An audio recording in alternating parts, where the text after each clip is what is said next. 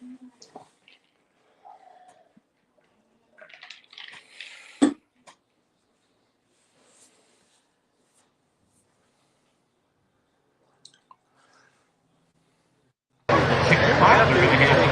at 328. This is Donnie at Springville, 2008. Here we go with the green flag. This is Mike Schultz out of Marion, Iowa, with the Charles Caliber Team 21 ball. Blackjack 21.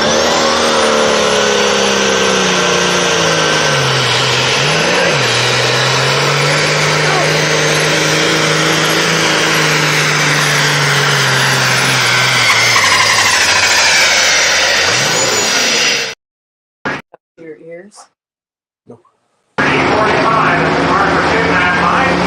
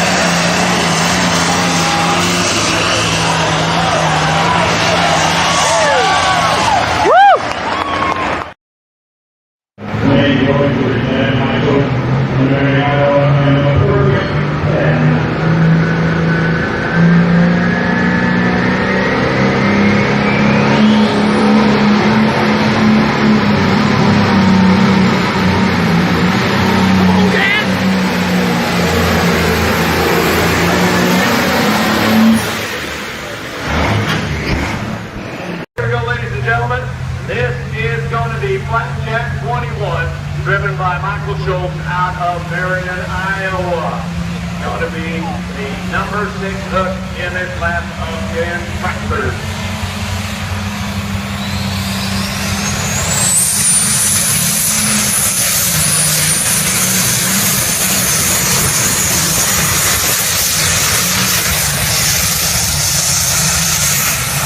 Oh man, broke out on it. Give him a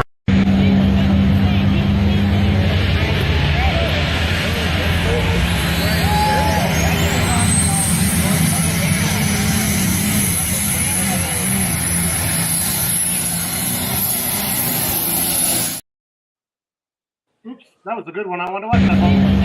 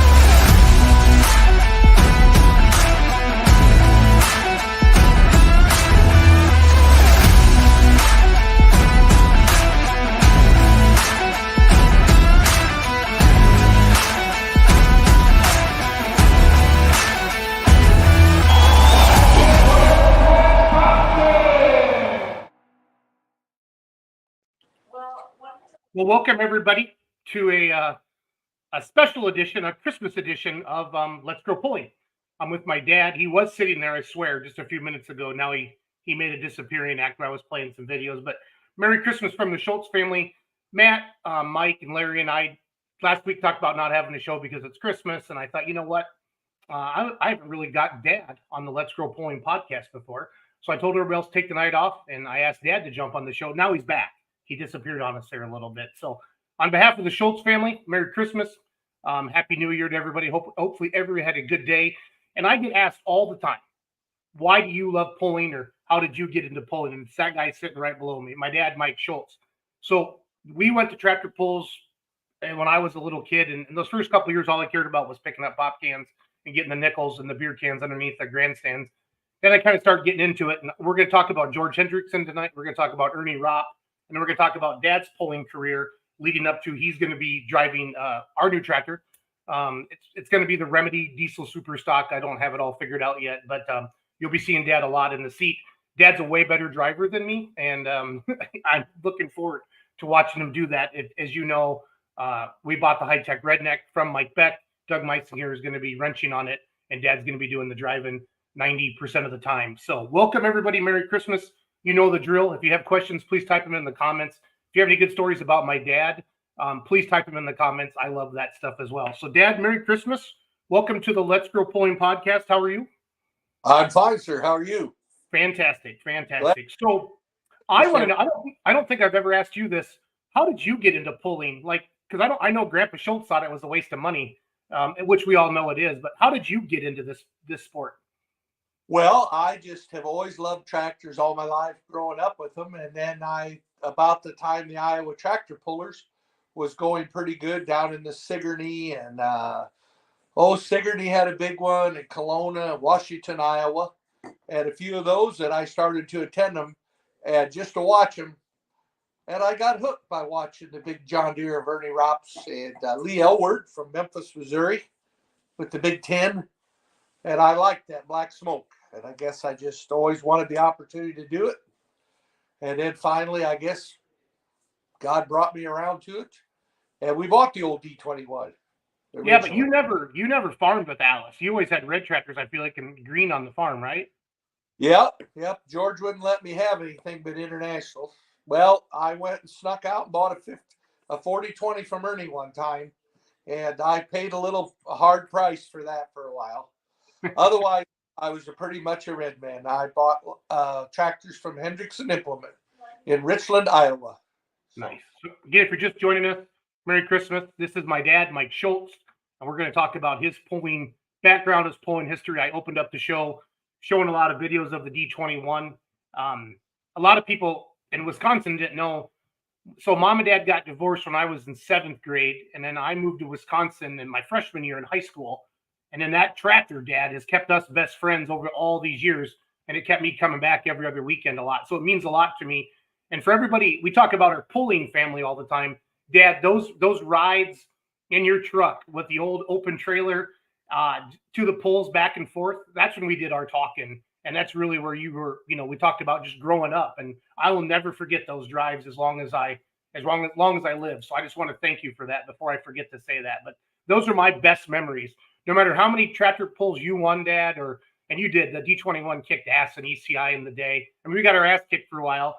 Then we got the twins running, and then they made us go smaller twins, but we'll dive into all that with ECI. But, man, we had some really good years with the 21, with Coonrod helping, and just a lot of great memories growing up. And it really, I always wanted to have my own tractor, and we'll get into that as well and on how all that happened. So it just means a lot to me having you on the podcast tonight and kind of doing it on Christmas. It's special because it's all about family. And I really, really appreciate that. So you've said George multiple times. Not everybody knows who George is. So tell them George is. Tell them who George Hendrickson was and what he meant to our family and just the pulling world in general, if you don't mind. Well, I heard him on the microphone, I guess, is how I did it. And one day, a few months or maybe that fall later, I picked up the phone to buy a 1206 International at Hendrickson Implement in Richland. And I heard his voice. And I immediately said, I know your voice. And he said, well, do you go to any tractor pulls? And I said, yes, I do. And he said, well, quite frankly, I'm the voice of the Iowa Tractor Pullers. So I went down and bought the 1206. And I think just over the years, we just became very, very solid, good friends. We had quite a relationship. He was good to me. I went to a lot of pulls with him when he couldn't take somebody else or something. He'd invite us to go along, and you and I chased him around. We'd go up when he was announcing up at Nashua, different things like that, different places. And our friendship was very important to me. And we were good friends right till he passed away. So, good guy. Yeah, Nashville. I forgot about Nashville. We used to go there all the time. I always remember Blairstown. I don't know. I think that was just an ECI hook back in the day. Remember, used to pull Gene Root's farm stock tractor. I remember that. Well, they had the Iowa pullers there for a while. Okay. Probably right up until the ECI got going a little bit. And then I think Craig and Leo Kinzenball kind of introduced that to them because they were looking for a little cheaper venue, or the Iowa pullers may have been losing some tractors. Back then, it was Roy Becker, the old D21, and Ernie, and Lee Elward. They were the top dogs, seems like, in the bigger classes.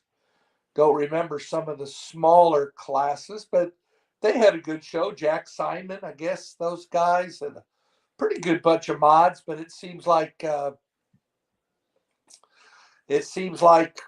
when about the time the ECI came to be, or we kind of started pulling with that group, the Iowa pullers were going backwards a little bit, maybe.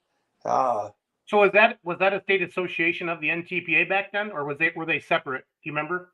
Well, I think they were part of the NTPA or co-sanctioned or working with them. I don't really know for sure. I think the Iowa State Fair was always NTPA Grand National, and the Iowa Pullers always put that on or whatever, and then the NTPA came into it.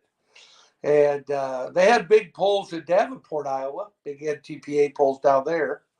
They had a few Grand Nationals probably scattered out across the state. Maybe Spencer, possibly, I don't know, but Spencer and the State Fair. And then they always had a big one down in Davenport, a 2 or 3 day pull. So, yeah. So I mean, my fondest memories are obviously Kelowna and the Ropp family. Warren, we were trying to get Warren to come on tonight. Obviously, he drove the Iron Elk for his dad Ernie, and they had Kelowna implement. And I just remember, I just loved sitting on the Iron Elk tractor back in the day. Whenever you'd go down there to the shop, I always got to do that, and check out the tractor sitting in the back. That was pretty neat. So. Yeah. But Warren's not feeling well tonight. He summers in Florida now, or winters in Florida, and he's down there, but he just doesn't feel that good, or just got a little bit of a head cold. He said he sounds bad, so he didn't want to come on tonight. So, again, thanks for joining us on Christmas, doing a little podcast with my dad. Obviously, we bought a diesel super stock, and we're getting ready to go pulling with the Outlaws, and we're going to run some NTPA Grand National when we don't have an Outlaw hook, but we're excited about that. Disappointed we didn't get into Louisville, but we respect the process and understand that.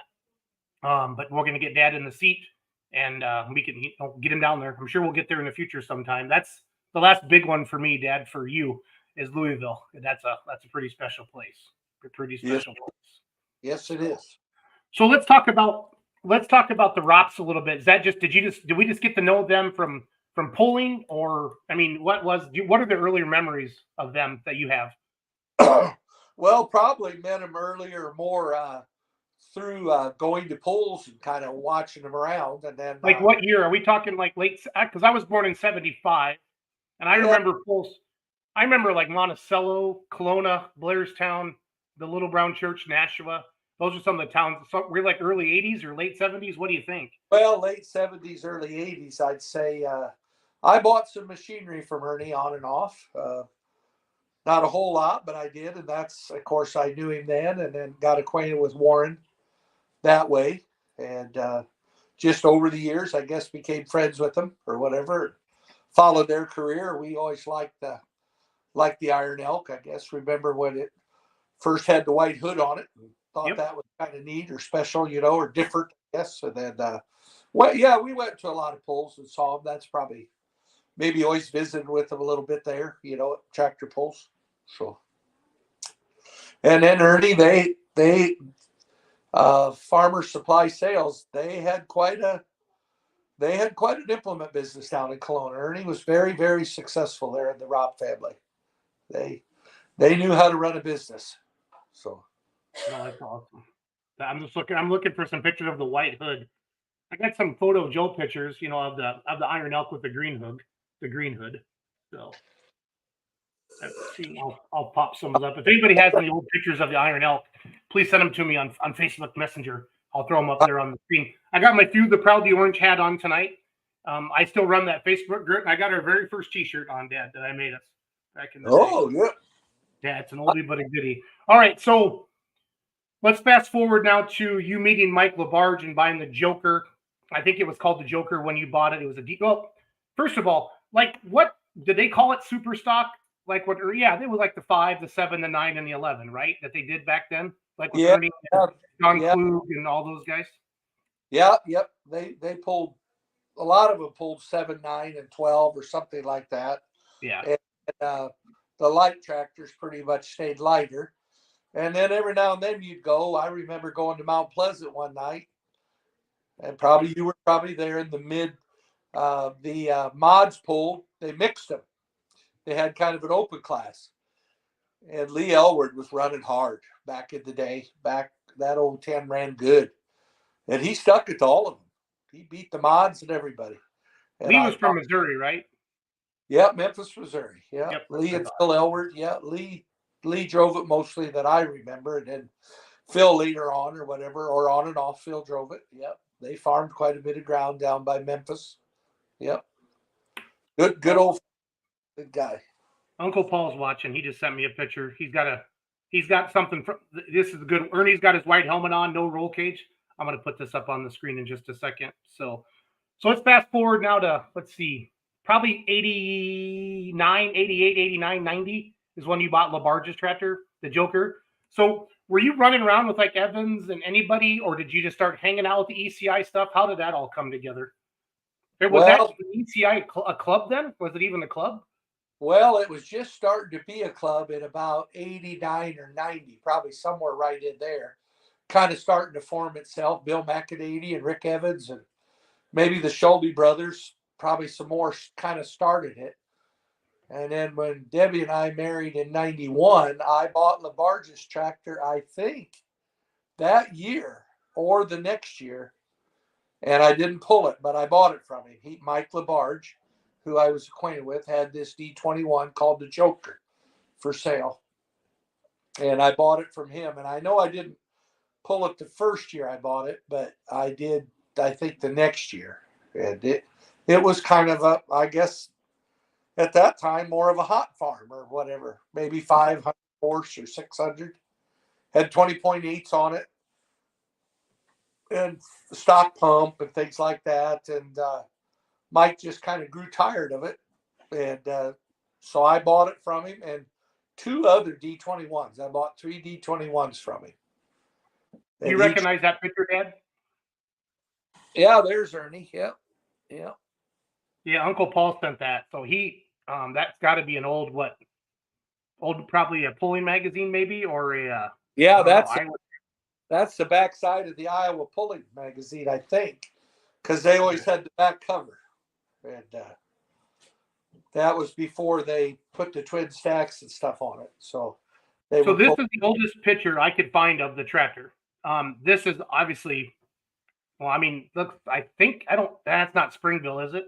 No, that's new here too. And you can't quite tell, but I was looking down at the oil pressure gauge because I came out of the hole and the oil pressure was 120. And about a second later, it was just falling off and it broke every main cap, or it broke 5 of the 7 main caps. And it was about to blow the crank out the bottom because we were starting to push it a little bit harder then. But that would have been 426, so one single charger, like a 3x4 probably. Yeah, yep, probably, yeah. Yep. Yep. Yeah, this would have been what, 90. 94-ish, maybe. Yeah, probably somewhere in there. 94. I'm just trying to recognize the fire suit, and It was the second year because that's where we put the 24.5s on it and a P pump and stuff like that. And we kind of started cranking the RPMs to it. And then that's when it kept breaking main caps. So Mike Schaefer, the next year, built a girdle plate for it down at Southern Illinois. Southern Illinois Crankshaft. Is he still in business? Yeah, I think so. I think he's maybe retired a little bit, and his son is doing more of it. They work on a lot of semis. I know that. So Okay. yeah, I think they do a lot of my motor work. But if Morgan Schulte thinks that's about 98. He's usually pretty good at this stuff. So yeah, I'm not real sure, but it was. I know that's at New Vienna because I remember thinking, "Holy cow, what's going on?" And what a drop right after that, I got off the throttle. The boss is checking in. Doug Meitzinger's checking tonight, Mr. Scrappy. So really, well, we can't say anything bad about him, even though it'd be more appropriate. But now we have to be nice to him. The sucking up's going to kill me with him. That's the problem. Right. But I'll get used to it. So Ken Summers says, "Hey guys, looking forward to watching Mr. Schultz blow some smoke this year." So yeah, well, don't you call him Dick Nose or something? I can't remember. Is that what his no? I think that just got maybe a little Jerry juice got involved that night or something. Fair enough. Yeah, fair enough. So Morgan says because of 95, it had a right-handed pipe out the side. Well, it could have. I don't remember. Yeah, I never stopped. Doug says never stopped you before from sucking up or being mean. So I know that's single turbo because when we put the twins on it, we stuck the pipe out the side so that we could raise the hood up on it for some reason. Oh, hold on. I found an older video. This is from, no, that can't be older because it doesn't have a cage, but that's got the pipe out the side. This is when we put the AccuFeed roll cage on. This is on AccuFeed's website still. Was it? Yeah, I bought one of the first, or bought my cage from him, and I was one of the first Alice Chalmers, I think, or something when I started working with him, and they wanted some pictures of it. I remember that. I think that photo was taken at New Vienna also. Yeah, I don't know that stuff like you do. I have a picture. So these are the two. I took this picture, Dad, and this picture from the AccuFeed website. Oh, okay. Well, that's the orange is when I turned the turbos back the other way. I think we could run a 3x4 on top or whatever. So I moved it so that it'd suck out of the grill and then redid the tubing, and that kind of made it come alive. That track hard to beat, that one right there. Yeah, it was. There's your grandson Riley's watching. He happens to be sitting in the seat in that picture. What are the chances of that? That's pretty cool. Yeah, I think that was it. That thing ran good. Schulte had built a frame for it, stretched it out, and we did a lot of stuff to it. And yeah, when we repainted it back orange again, everybody liked that, and it ran hard for what it was. For what it was, it ran hard.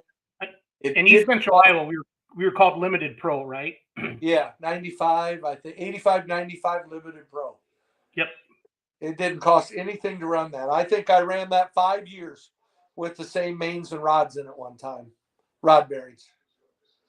But we weren't pushing near what we do today with them. But no, that was a good old tractor. Yeah, it was. Yeah, Riley says, always remember that as the blackjack tractor. That is the blackjack tractor for sure. Yep. Blackjack tractor. Again, if you're just joining us, thank you. Merry Christmas from the Schultzes and the Beer Money Polling Team and our Let's Grow Polling podcast. We do this every Monday night at 8 p.m. You can also listen to this on iTunes and Spotify. Usually tomorrow we'll get this downloaded and pull the audio down, and you can listen to it at work or while you're driving. I know a lot of people in their farm and they listen to the podcast as well. I'm putting all of our partners and sponsors on the right. Haven't done a podcast with Dad in a long time. I talk about Dad all the time, and he's going to be driving the new tractor majority of the time, and just really never get a chance to do this. And I'm going to drive down tonight, but I decided we'll just do it the old, send them a link just like everybody else and do it. So if you have any questions for Dad or memories of Dad or anything like that, let's just talk pulling. Just having a good time tonight. Just kind of talking about Dad's pulling timeline to get him to where he is today. And we're kind of, so I know in the 95, no, the 85, you won the points, 4, 5, 6, 7 years in a row. I feel like maybe that's a little cocky. I don't remember. It carried the 85 pretty easy for several years. Yeah. Not, but yeah. We always chased old Lyle and Troy in the 95. And I don't know that we ever won both classes. We'd win some pulls, but I just couldn't get that old 10, that old no problem guy. I just couldn't knock him down in the 95. So yeah. Well, you let me drive it a lot in the 95. That's probably part of the problem. So, and he couldn't get light enough to suit himself in the 85, so I usually could whip him pretty good there. But yep. In the 95, we had to have a good game to get him. Am I too old for a spanking? Ken Summers wants to know, am I too old for a spanking? Yes, Ken, I am. So you do it mentally now, Ken. You don't have to hit him. You just mentally take him to the cleaners. Yeah. There's a night he doesn't want to drive, let me know. Yeah, Brandon, I've been getting all kinds of offers of people wanting to drive if Dad can't. So Chad, this is a question I get a lot. Where is that chassis, Dad? Not the super stock chassis you had. Where is Blackjack today? Do you know? Well, I sold it to Mark Gettinger, a good friend of mine down there in Jackson, Tennessee. I believe is his original or physical address, but he lives outside of Indy, and we became good friends over the years. He built a lot of transmission parts and different things, and again, we became fast friends, and he bought it because when we turned it into the super stock, which is a picture behind me, if you can see it a little bit. Yep. That's Grand National at Rockwell. No, at New Hampton. Jim Eckenrod's hometown, New Hampton. Yep, that was the first Grand National we ever took it to. We pulled it in Decorah the night before, and then went down to that one.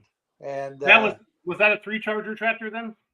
That was, yeah, it had the 3 chargers and hyper pump on it and stuff like that, and it ran pretty respectable for what it was, but we couldn't keep a rear end in it. And then Mark Gettinger wanted all them light parts, and so he bought the chassis, the sheet metal, and everything. And I think the last time I talked to him, he said he still got the side sheets up on the wall of his shop, and I think he might have some of it, maybe, I don't know, in his Light Pro, because I had made tube axles and lightened that. We took about 400 pounds out of that rear end from the bell housing back one year, and he wanted all that stuff. So that's what Mark's done with it. I don't know, but that's where it went. So let's see here. Toby Pencil says Beer Money Pulling Team is watching. He's in Denver, Iowa. I remember running into your dad at the Iowa State Fair pull when I ran my skid and rake there. I think he gave me a hat. Well, good job, Dad. So, well, I'm a good guy. I'm a good guy. No, I like that. Dave Barnhart. Merry Christmas to you, Dave Barnhart. He's got his good-looking white farm tractor in there. So it's been a good day. It's been a good day. All right, so I feel like in the 2000 to 08 was when it was dominant in ECI in the 85, and then I feel like that's when Ron Ament came around, and then he had the twins, and then he was running really hard because we had our first churning dirt in Richland Center in 08. Yeah. And I feel like that's when they kind of ECI turned the rules against the twin turbo tractors. I always loved that, because I didn't understand cubic inch back in the day, and when we had the 426, Evans and Schultz and those guys were at 466, and then they went to 540, and then they went to 600, then they went to 640, and that 426 just couldn't keep up. But when they let us have the twins, that made that tractor competitive again, and then it just got angry. And I remember you and Ron Ament, man, those were his what did he call his white 10? Just passing through. Just passing through.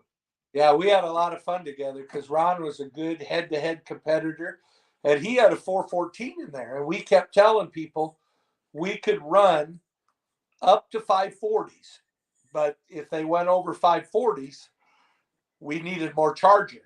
And then that started the controversy of how much turbochargers to give us. And I think we were running maybe 3x4s on the bottom, and then running 3.5s or something on top, 3.5s, I think. And then when we took that tractor to the state fair, or Ron and I would go outside of ECI, we'd put 4-inch or 4.1s on top of them, of the 3x4s, and then they'd really roll. And we had some, well, I mean, in the day, you know, we had, those tractors would run. And Yeah. I think Well, I remember, I'm trying to think, like when ECI was going to make you put smaller chargers on, that's when you said, I don't want to go backwards. I feel like that put the 4.1 on, and then I think we pulled on Tri-State then, didn't we, for a while? Yeah. And actually, one of the tech officials in the ECI said, you guys are going to have to tune it back a little bit. And I said, gosh, it's a motorsport. I can't believe you'd go backwards. And I'm not going to. I won't. I refuse to do it. And I think Ron was kind of thinking the same thing. So I think both of us left the same year, which probably didn't hurt anything, but we both took off the same year. And I started on the 3-charger tractor. Yep. And so did Ron, I think. But he bought a new one. He bought Cody somebody's tractor, Magnum looking one, or a MX one, that was kind of set up to be light. And that he had that thing running pretty good. And then I think they got very busy and their dyno service took off. And I think they just didn't have time to work on it, maybe like he liked. I seen him put a stomping on Degenhardt's one night up at Dubuque. And I thought, that's what we had, the 4-charger, the white one. And Yeah. Ron, I won't say stomping, but he pulled with Degenhardt's. So that tells you how good it was going for him. And then I think his business just got so busy that he kind of backed away from it a little bit. So yeah, somebody has said it's still sitting there and they're going to make it a pro stock. I've heard different rumors. James Geezy, yeah. James, we're talking about his white 10. Yes, James. Yeah, his old white 10. He ran 2 chargers on that like I did, and then he sold it to somebody because he told me one time at a pull, that's my old tractor. And I always liked that white one. You know, he always he had messed with that tractor for a lot of years, you know. But it was a 14, and boy, you didn't want to turn your back on him. I know that. Because I felt like in ECI I felt like in the late 90s, early 2000s, like some of the guys went true super farm, like NTPA and Outlaw Super Farm, like Schultz and who else would have done that? Oh, that Kevin guy with the John Deere. But then when they would come pull with us, I always felt like we could run with them. So I would say it was a pretty equal match there. I don't remember what weight we rolled at. So yeah, those guys wanted to venture out, which was no more than right. And they wanted to run the 3x3 at the time, and they wanted to be able to go pull some NTPA pulls and stuff like that. And so that's why the cubic inch for them started to grow. And then there was just no way to punch an AC out that far. Yeah. And run good. And Ron, I just don't think he was really interested in changing much. And so he kind of course, him and Austin took off, and their business, I think, has grown pretty nicely over the years. Mike Steffen says, didn't Ron win the Inderly? I think he did one year win Inderly with the Super and the region, the one when they had a diesel Super region class, I think. He possibly could have. Both Schulte boys are watching. They're like Rain Man. They know everything, so they'll know. Those guys know. Yeah. Geezy says the white 1066 is now a 466 tractor owned by my cousin called Horseplay. Okay. Yeah, it went back to 466. And if I'm right, Ron built a motor for it, sold it running, you know, but yeah, I don't know. Colin Burkholz says Immense won the Inderly in 16. Okay, good. What did they call their super stock? Do you remember? Well, I think just pass it through. I think they kept it, but don't hold me to that. I know he put a hyperblock in there, and then he was telling me one time that he sent his fuel pump or got a fuel pump from Hyper, the Sigma, and they lost it on UPS. and he had luckily taken insurance on it. So they had to pay him. And then about 3 months later, or a time later, they found the fuel pump on a shelf somewhere out in California. Wow. But he had luckily taken insurance on it. Otherwise, he'd have been out $16,000 or $18,000 that when he put the first Sigma on there. Yeah. So okay, 08, 09, you ran a cast ass for a while with 3 Chargers. I remember that. And then you said it's time to go component. That would have been because I got the Remedy, the 4.1 out in 15, and you built that in 14 and 15. So this picture, it would be then from the spring of 15 and Gary Schultz's shop. This would be 2015. Do you agree with that? Has to be. Well, I think that's RJ's shop, but they're out at the farm. Oh, it is. Yep. I had some pictures on my phone from Schultz's shop. But Gary did a lot of work on it, the frame and. Well, let's talk about that. Did you buy it? Did you buy a component chassis from Ace, or did you buy it from Goodwin? What did you do? Do you remember? Well, I bought a component from Troy Arndt through Dennis Goodwin, and all we top the rear end and take the components out we wanted. And then we went to Ace Chassis and bought a new Ace chassis, and Matt Goodwin stuck it together for us. And Gary Schultz actually took that old frame, which was Brandon Hunt's original Super, and Troy had it. And Schultz said to me one time, "Bring that thing up here. I think I could do something to that and sell it." And damn thing sold in like a day or two. It had Magnum sheet metal, hood and cage, but we had kind of chopped the rear end out of it. So Gary cut it to make it fit an international bell housing to sell it. And some guy came and took it, and we sold it.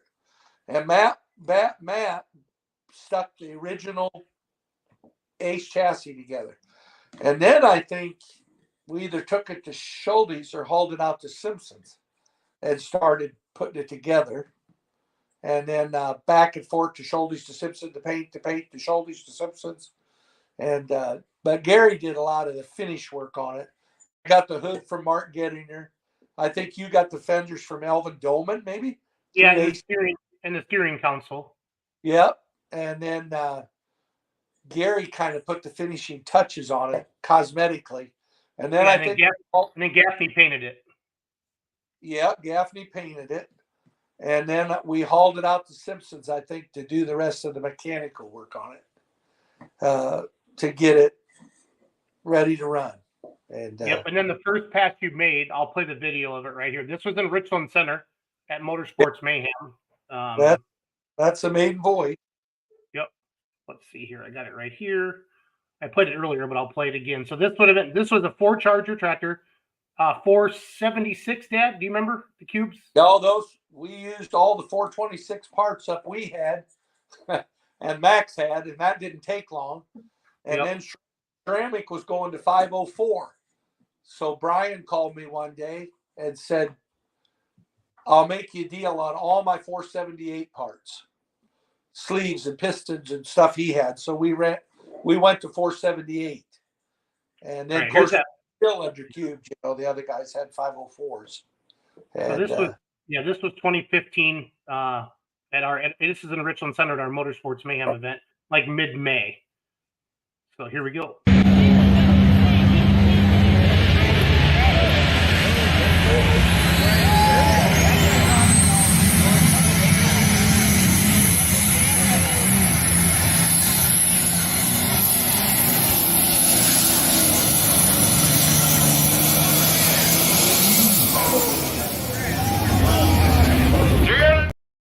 That was a sharp tractor. Yeah, I liked it. Brent did a nice job painting it, and that was going to be the last one, but we just never really could, I don't know, time or money. Maybe ran out of both. We just couldn't get it going, so I ended up going to Van Beek's and getting the old Black 10. Yeah, so Taylor bumped into me at Gordyville and said, "I want to get in the super stock class." And I said, "Perfect. Would you please call my father?" So you guys put that together in 17 or 18. Do you remember? Yeah, probably, because it sat a year or so, I think. Yeah, 16 or 17. I don't know. I don't remember for sure. Then But this looks like Springville. I feel like, yeah, it is. Clayton yeah, Owen, Foggy Body and Images took that photo. So you had this that tractor. was a good one right there. That was a well built piece of iron, and it ran good. So Well, Jesse Guys has had good luck with it since he bought it from you too. So it's still a good yeah, piece. So when you okay, so what years you won a point? You won an ECI points championship with this, right? In 18, I think. yeah, 1 year with it. I'm not sure what year it was, but yeah, I took it down to Healy and had him put the NTPA stuff on it, bigger charger, or it had Outlaw stuff on it. We put a Yeah.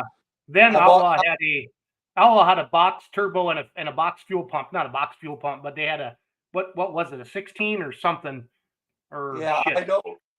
Yep, and then I bought Kyle Beatenbender's fuel pump from him. He wanted to try something else. And Healy said, "Yeah, it'll take what you want to do."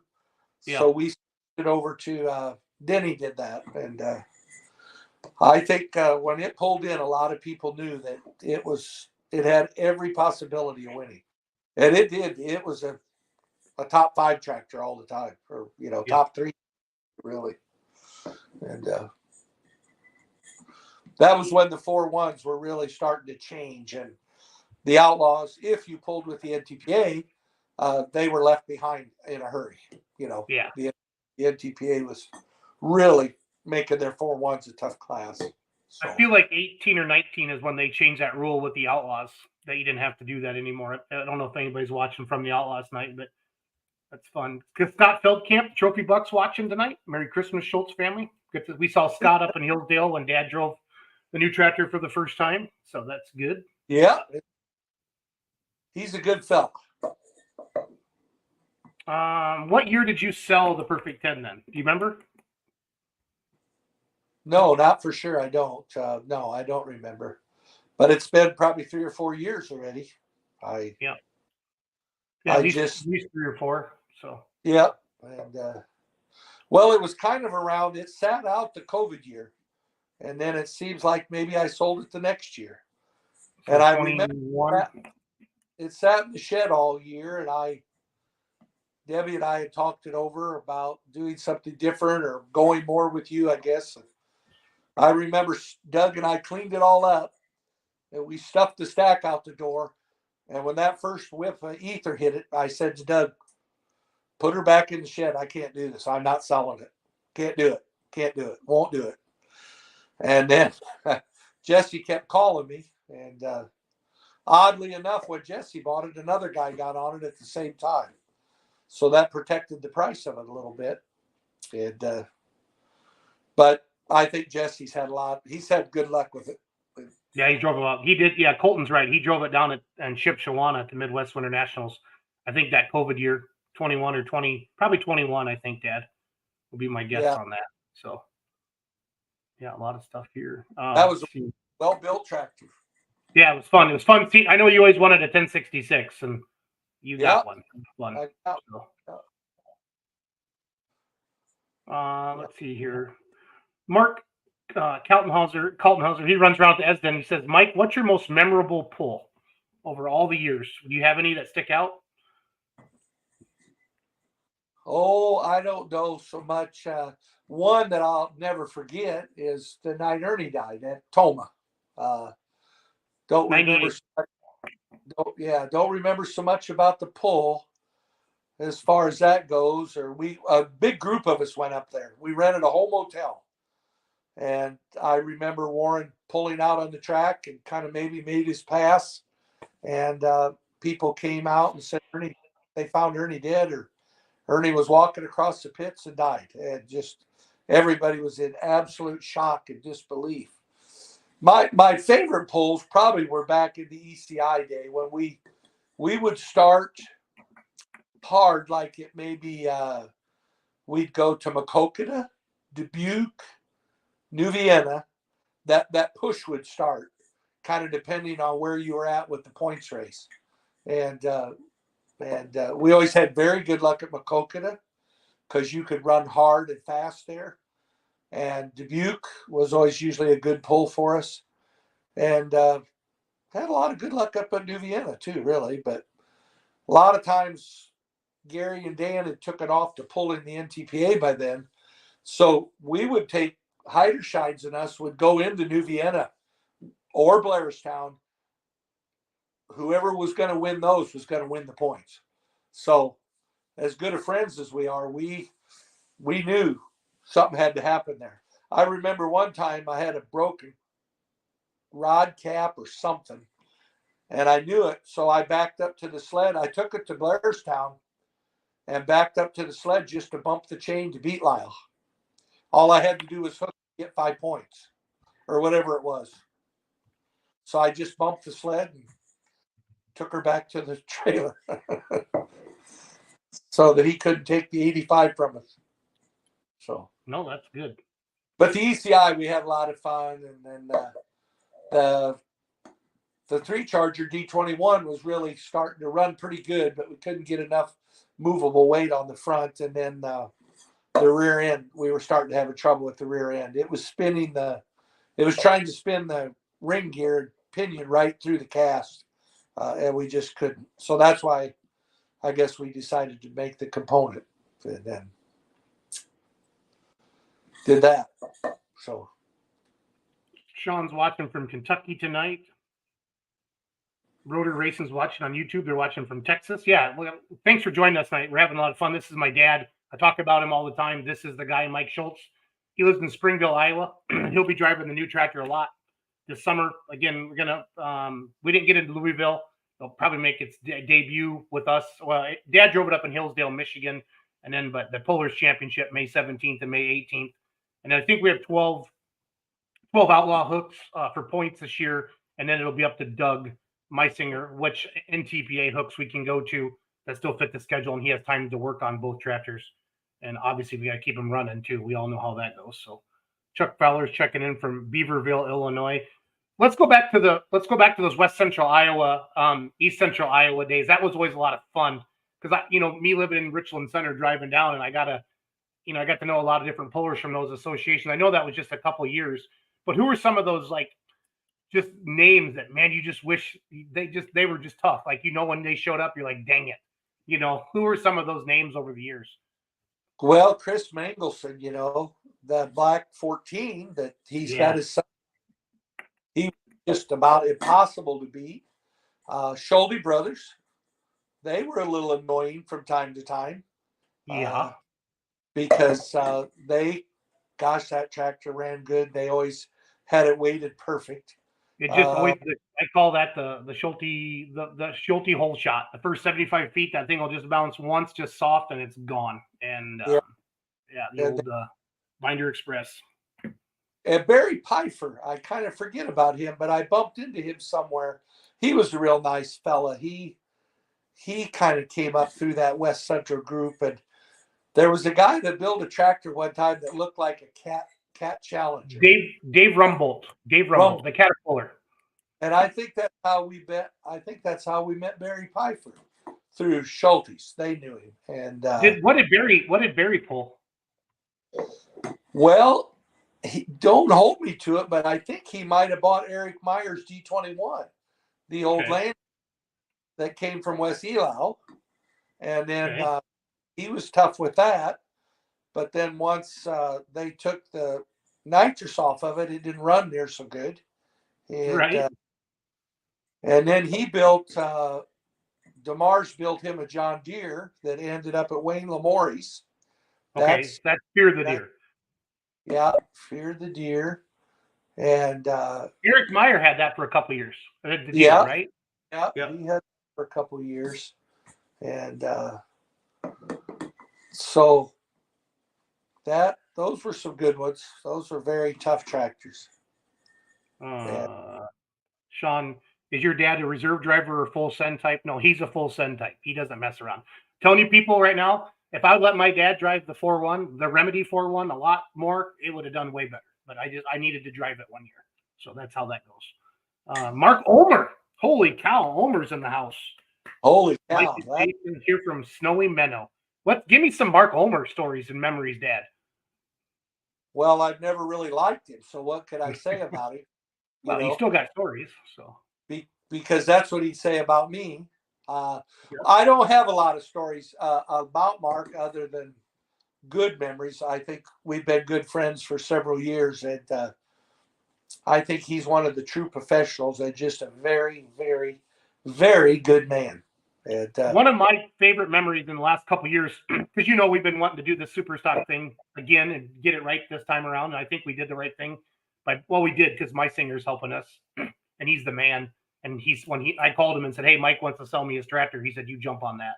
So I felt good about that. The night we were in Wisner, the Friday night before I blew it up in 22, I walked in the trailer and you were sitting in there with Esden and Dagenhart and Ulmer and Doug. Who else was in that trailer, Dad? That was just freaking awesome to see all you guys sitting there.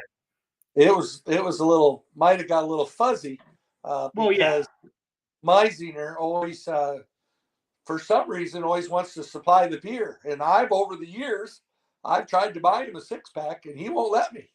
Yeah. So I just drink his, Right? Anybody that knows my dad knows he's full of shit. And this is like the running joke every time you want me to buy beer? And he'll buy a 6-pack and he'll take one out and give him a 5-pack. It's there's a lot of good stories, and the more people well, a get to be lot around of times Dad, I drink 5 and give them 1 can is Oh, actually that's what it is. I will tell you graciousness of Mark Ulmer. I didn't know Doug like I do today, and I'm glad. But when we were struggling with the 4-Charger tractor, Mark called me one time and graciously said, "I will stick my fingers in there and help you if you'd like to." And I said, "Mark, I just don't have the money. Farming on its butt, and I think I'm just going to have to pass." But that always meant a lot that he would call and take time out of his busy schedule. As many people know, he does a lot of work on a lot of other people's stuff, despite how he looks, and how gracious it was for him to call and say, "We need to keep some super stocks in there and I'd give you a hand." And I've never forgot that, but just a true friend. Good guy. So my singer said, brings the 6-packs and drinks 12. Well, actually, this summer I'm going to bring a refrigerator. I have a refrigerator and I keep it full of beer. So I'll be bringing it. So I haven't told you this yet, but the trailer I bought that my singer's making all fancy, where he's going to put a big TV on it. We're going to be the hangout trailer for the Superstock guys. Hopefully there's more than 4 or 5 of us. So yeah, I see. But of course I probably will quit drinking, and behave myself a little more. So, well, it's up to you. Yeah. No. The mayor of Marengo, Iowa. So Travis used to be my hero in the diesel superstock world, but he's not anymore. My singer is now number 1.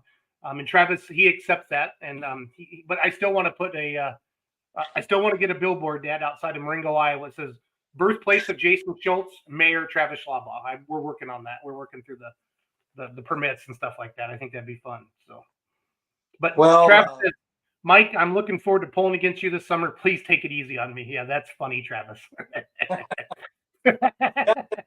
Funny.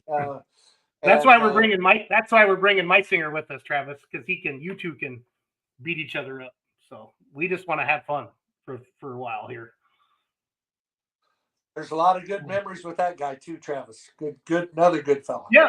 Tell some of his, because he didn't start on a super stock. He had a super farm, didn't he? Back the Dig and Bone or something back in the day. Well, I think it's the tractor Robbie Carruthers kind of ended up with through, Mark Miller, Hussey, maybe, and then Boots bought it. Travis might have bought it. Yep. And then maybe not Mark Miller, the excavating guy, the nice guy that's from Ringo, Brian Miller. Brian got into Louisville, Dad. I think he sold it, and I think Brian's tractor came out of Missouri. The guy that passed away unexpectedly. That was so funny. Rodney Knott. Rodney Knott. Yes, I think that's where Brian's tractor came from. But we were down at Healy's one night, wanting to go to Gordyville with your tractor and mine. And it was cold. I mean, it was 30 below zero. And Travis and Healy were there. And we slipped it back together, and something about the throwout bearing wasn't quite right. And it was like 9:30 and it was cold. And I said, boys, we're going home. And I remember Travis looking at me and said, the hell you are. We've been working on this son of a bitch for 3 or 4 nights and you're going. And they jumped right in there and reached in there and got that throwout carrier out of there. And Travis took it over on some machine and made it fit and back together. And we had it blown in about an hour and 10 minutes later. Those guys know what they're doing. Not good help. We put a slip in it. So. Yeah, I was talking to Travis last week, and he said Healy's got 5 or 6 tractors that he works on in Louisville this year, so that's pretty cool. Yeah. Another well-respected fella. So. Yeah. Yep. So this is a good question. What's your most memorable story about traveling to or from a pull? I want to go first on this one. So Dad lived in Bremen, Indiana for a number of years working for Prince, and I lived in Wisconsin. We still kept blackjack in the ECI points races. And Dad and I would take turns going back, and Coonrod would help us get the tractor to the pulls. Him and Donnie and I were heading like way southern Iowa or western Iowa, and Coonrod uses every minute of every day. Sweet man, but he will, if we don't leave at 6:30, he'll leave at 6:45. Well, I got to his house and we got going, and we're heading down to I-80 down by Brooklyn, I think, Dad, or Williamsburg, and the damn exhaust caught onto a spare tire and started fire, and somebody pulled up on us next to an interstate, and we got off on entry ramp and unhooked the truck from the trailer, and he pulled ahead and cranked those jacks down, and we didn't make it to the pool that night. So that was a crazy story. So yeah, you were going down somewhere because we left the tractor Dan Reeder's at south of Guernsey, or right north of Guernsey rather. Yeah. Right off the state there. Yeah. Oh, I think traveling around probably one of the best things, just probably for Jason and I was those father-son times. That divorce was hard. I guess it's a fact of life. And it happened, but it sure kept us together and gave us the reason to do something. And Debbie, my wife now, said, you can pull tractors as long as you want, as long as you don't get us in financial trouble. And we only had one fast, quick rule as times changed a little bit. Never open a bill from Simpson Performance. that was don't ever open a bill. So, but no, she supported me throughout this, and that's a wonderful thing, as many people know, when your spouse helps you and the family. And I think back to the Omer thing a little bit, or Doug. Well, you're around Doug Meisinger. You're like family. I mean, as we got to know each other over a few year period, as I was drinking his free beer, I thought, this is a pretty good guy. But I think when people talk about a pulling family, they really mean it, because you go out and you make solid friends that pat each other on the back, compete against each other, and will take parts off and give them to you. I mean, how unreal is that? You know, if possible, they'll almost no matter at what level. What I did like about the 4-1s, or what I really liked about Superstock, and Travis and I've talked about this, it's run what you brung. To me, the lower horsepower they are, the more bitching there is. And the 4-1s, that year we run yours hard in the Outlaws. Gosh, nobody complained. We just all went and hooked. We pulled, we left. Went to the next pull, hooked, pulled to left. And I like that, rather than, oh, so-and-so's got this cut on his tire and he shouldn't have that. And then, of course, with Superstock, you take all that out of the equation. It's if you can get on the track and hook and get the sled tight, you're going to go. And that's one thing Travis talks about too with the NTPA. Dad, like on a 2-day hook, after the Friday night hook, Travis and those guys they'll go from trailer to trailer to make sure, what's the filter look like, how we looking for tomorrow, what do you need, as they know they need to keep every tractor that they can on the track. So do you remember when Pro Stock kind of took over from Super Stock? Was there a time frame at all? Or Travis, if you're watching, or anybody like that, I mean, were the Alki tractor kind of the demise of the Super Stock class? And I'm not giving up on the Super Stock class, obviously, and I think we're going to reinvent it, and within 5 years we're going to see a lot more, because you can build a badass diesel super, Dad, for as much as these guys are spending on Pro Stocks, and my singer can definitely tell you that for as well. Logan, shut up. And just trying to figure all that out there. So I don't know. Was there I think they all did that, but I think before the pros got running like they did today, a lot of people just gave up on the multi-charger tractors. They were a little hard to run, of course, and we found that out, I guess, quite frankly, the hard way. There was a lot more to it than that. The other thing would be, I asked Esden one time. I bumped into him at, Ellsworth or somewhere. We took the old black 10 up there, and RJ and I went up there with Schultz. We went up with Gary and Dan, and we parked by each other. And Esden was there, and I think he asked me why I kind of gave up on that white tractor, and I said, "Gosh, Esden, it was way more than I thought, and I flat ran out of money. I said, what has made you do this all these years?" And he said, "Gosh, Mike, I guess I don't know anything else." I mean, and you stop and think about it. I don't know that Esden's for years has always pulled multi-charger tractors, so it's all he knew. But I think there was a time when those guys were building Pro Stocks a lot less dollars than supers.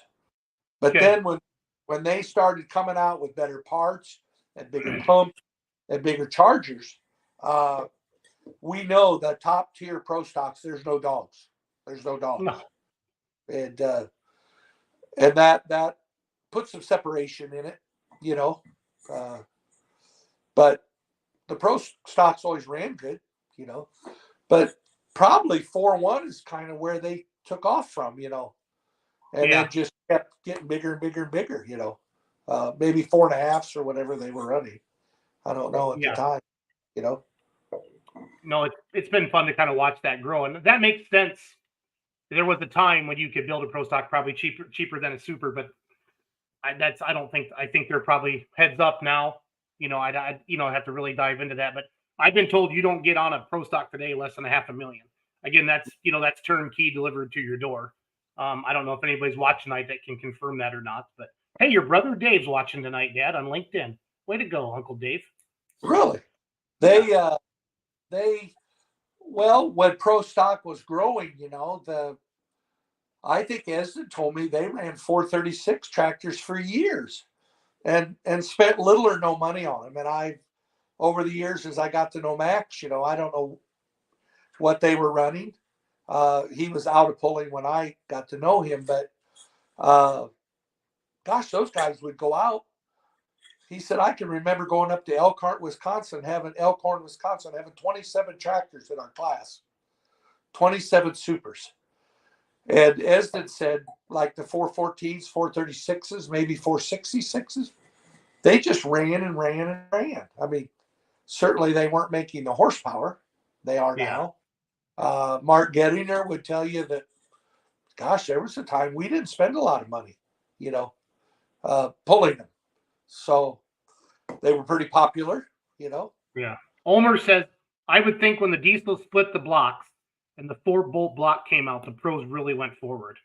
So there's so much boost in that diesels are splitting blocks, I guess, would be I don't know what year that would have been. That sure could be, but there was a lot of blocks that went kaboom till Hyper come out with their block. Yeah. And, that was Travis says 12 years ago when I started, I was told, so that would have been 2011. 12 years ago when I started, I was told many times no one can make 3 work. You got to have 4. Jody and I worked those first couple of years to prove them wrong.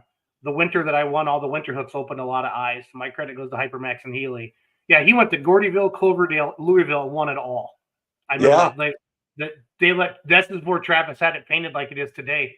Because I was announcing at Gordyville, and they let him jump into the pro stock class, Dad. And I don't think they ever, because he said he just wanted some test passes. I don't think they ever let him back in there again. So Yeah, Robbie Russell would be a good Jerry's wine member, Trav's right hand man. Robbie Russell would be a good man to ask. Yeah, we talked about that on his interview, Dad. I did Chapel Hill. It's on the Full Pull website. He talked about when he went from super to pro. I should go back and watch that video.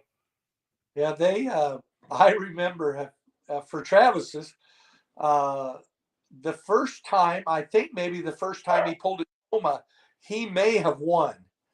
I know the tractor wasn't painted. And I came out of the grandstands and ran back to talk to him. And he says, I'm not even sure what to do other than I just got to go call Healy. Because I won. You know, I mean, he beat Blade Graves. He beat all the top dogs, you know. And he said, I just got to go call Healy. I'll catch you later, you know.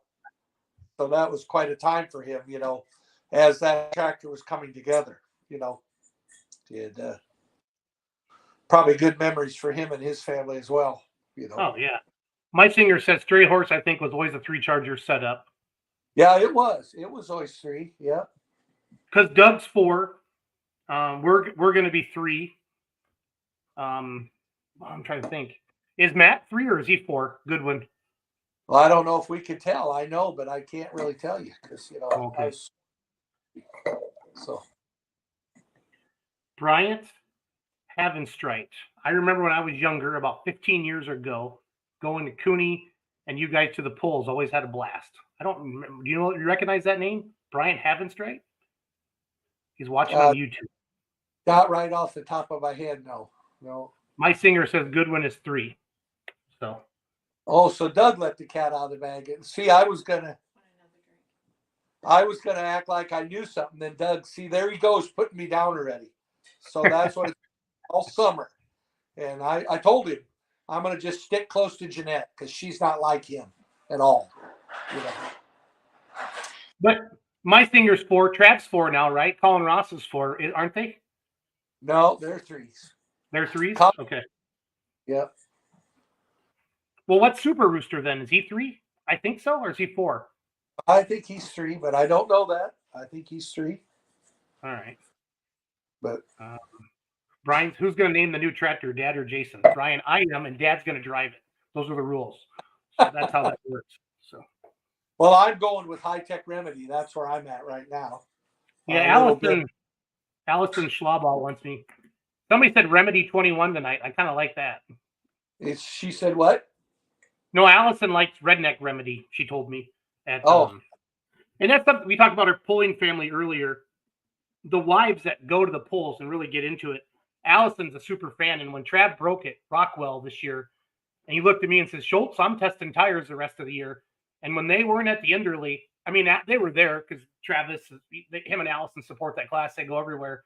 But she was bummed that, that the Bone Twister wasn't there, and the fans were too. But you could see it in her eyes. She wasn't her normal crazy Allison that, I stood next to her at Chapel Hill when she was recording, and she gets just as nervous as well. I don't know if Trav gets too nervous. Doesn't show it if he does. But Allison, she wears her emotions on her sleeve. And I love seeing that. I love seeing the spouse get it just as bad. Doug says triple bypass. Yeah, they can name it whatever they want, Borth, but, they can put more chargers on there. So Rooster is 3. Okay. Yeah, they know that because Danner's Rooster Motorsports works on their super farm. Travis says Rooster, Ross, me are all 3. Burge and Blade Graves will die with 4. Yeah. Blade Graves will, and Esden's still 4.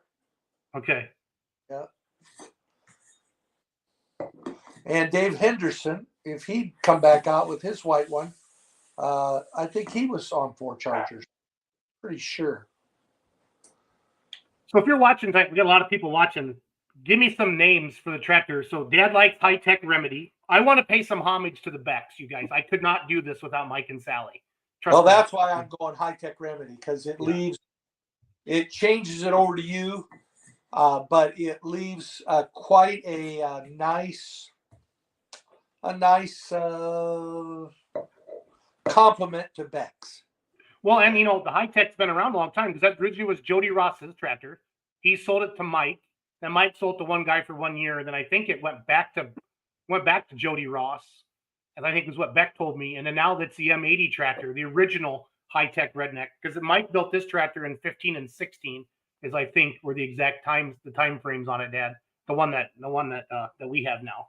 So Redneck Remedy Reloaded. I gotta have Remedy in it, guys, because we've built that brand.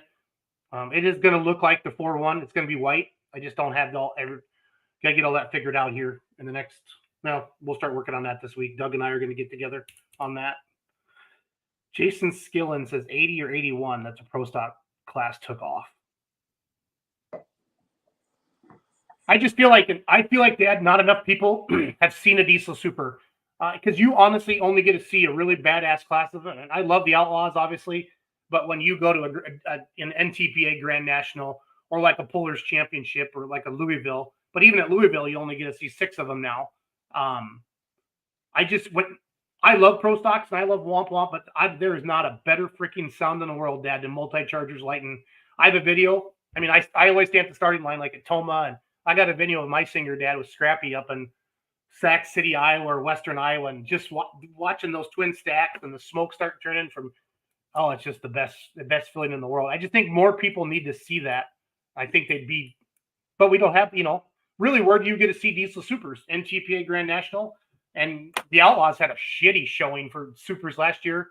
Doug won the points, but he didn't have his best year, and then that's just how it goes. Still a lot of guys are waiting on parts. I still keep hearing that. Just blows me away. But I don't know. I love the class.